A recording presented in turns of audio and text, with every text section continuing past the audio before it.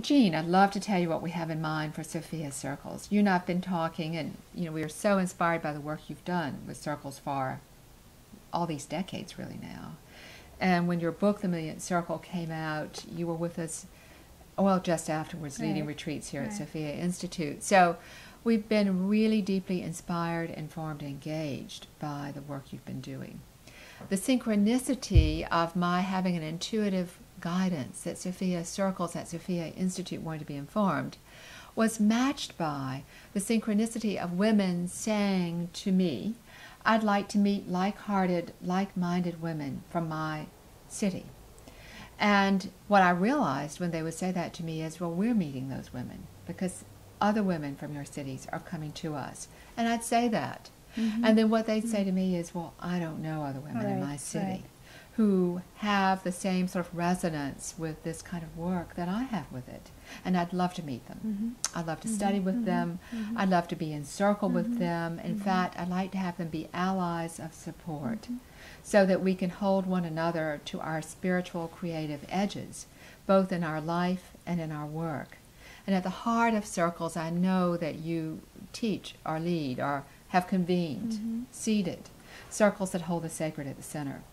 And so that's at the heart of our work, Sophia, held at the sacred. And of course, Sophia in the ancient Greek means divine wisdom. And Sophia is recognized in Proverbs as a co-creator with God. So the repression of the feminine that's been held for millennium, that we in our work, and you in your work, and so many others now in this time, are beginning to bring forth this emergent feminine consciousness held in the hearts of both women and men, centered in wholeness, centered in wisdom, centered in love. And really our work to cultivate that, to create a much more conscious world that holds the sacred at the center of life, a thriving world, a just world, a sustainable world. So our circles, then, we believe, can be, this is what we're being asked for, circles where women can study together, circles where women can hold one another to their spiritual and creative edges in their life and their work. Women are asking for this. We're imagining men may be as well. But right now our work starts with women. Well, I'm beginning to think, as I hear what you have in mind, that it would, there is a potential organic quality to it. That the first experience is to learn more. I mean, you're talking about the form is a circle, and the form is a circle with a spiritual center. So it means that the women who gather together to learn are also connecting at a heart level with each other and with Source, Divine Feminine, God, Goddess, Tao, a higher power. At some level, it's invoked. It's called into a sacred space. It's not just a study circle, but at the beginning it sounds as if you have in mind to transmit the teachers and the books and the kinds of things that women want to learn, and learn by coming to the Sophia Institute, but being able to learn it regularly every month, for example, without coming every month to the Sophia Institute, which in terms of time and money is prohibitive.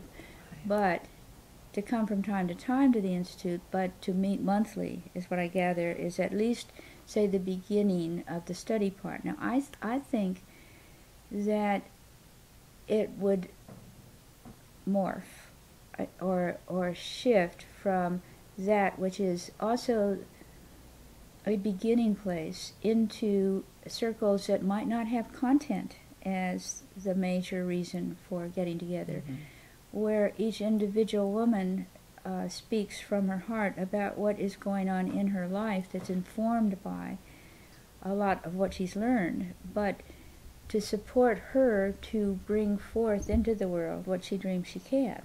That is a different form than a study group. Yes, we don't want it to be just a study group, but we are being asked by women to have the opportunity to learn more from people like you, and who've been doing this work for so long and who are masters in the level of this work. So we've been asked for that, and we're asked for the other. That is, to sit in a circle with a woman who could be an ally, the circle itself being allies to a woman as she goes through her process of aligning with what she's called to on the deepest level, to speak from her heart, to share her life in a profound way with her circle, so that the circle will have the dedication to hold one another at their creative and spiritual edges in their life and their work. And in fact, you and I have talked about this, and you know that I've had a circle that's been a part of my life for 13 years. And in fact, I doubt I could have even formed Sophia Institute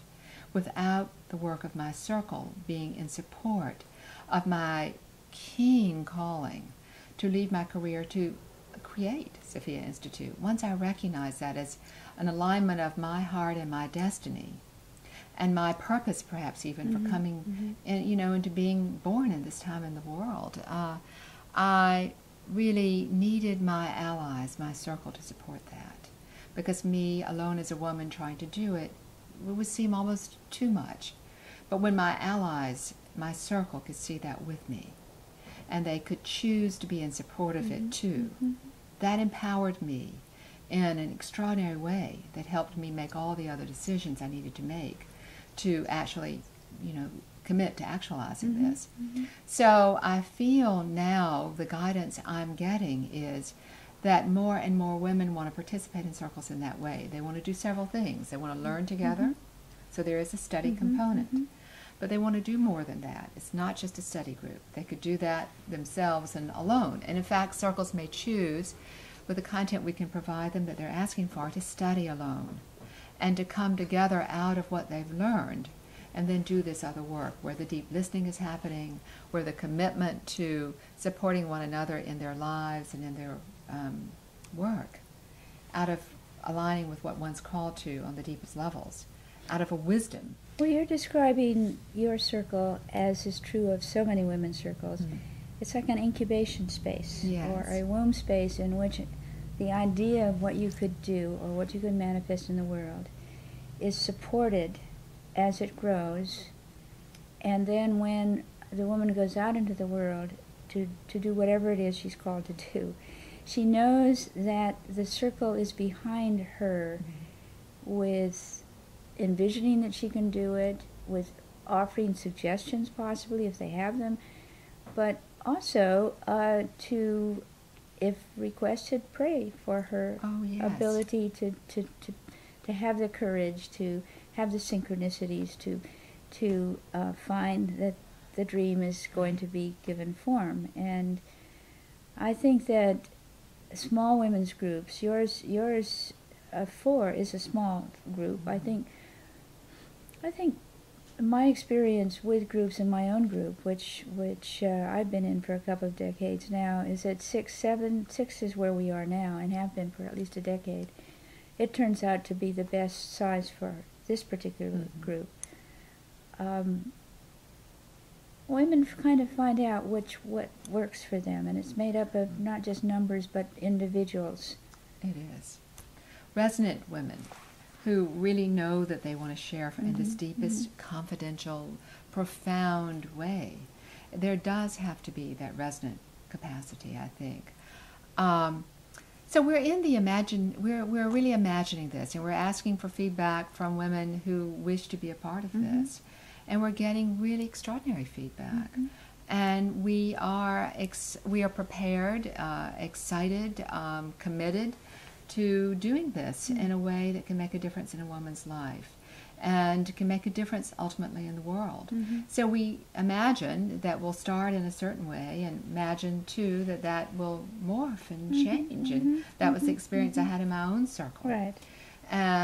We know that not everybody can get to everything we do at Sophia Institute, and we are being asked to share in the way that we can that which women are called to. And we're hoping that every month someone will show up from all the circles so that they can be ambassadors back to the circle in their community, and be then the convener the next month as ambassador for the work that might have been held and studied through what we can offer via the internet to the participants in the group. And they can study on their own, or they can study as a group as they wish.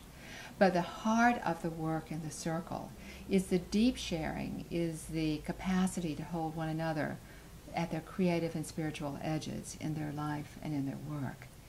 And so we believe that in that way, Sophia, divine wisdom, is sourcing the circle, and the sacred is held at the center, and our lives are informed in an evolutionary way, you could say, in a very purposeful way, so that again, what the Dalai Lama said to us most recently, worldwide, that the Western woman will save the world, challenging Western women to do so. And we know he doesn't make a glib remark. And such a comment as that, I think, recognizes a readiness, a giftedness, a potentiality that many women are finding inspiring and finding themselves ready to make a contribution. So it's quite an amazing time, a real privilege, I think, to be a woman living in this time. A real privilege, too, to be a man who's willing to live into his own wholeness, and for women and men to find one another in that way in a sacred relationship. It's really extraordinary, isn't it? It really is.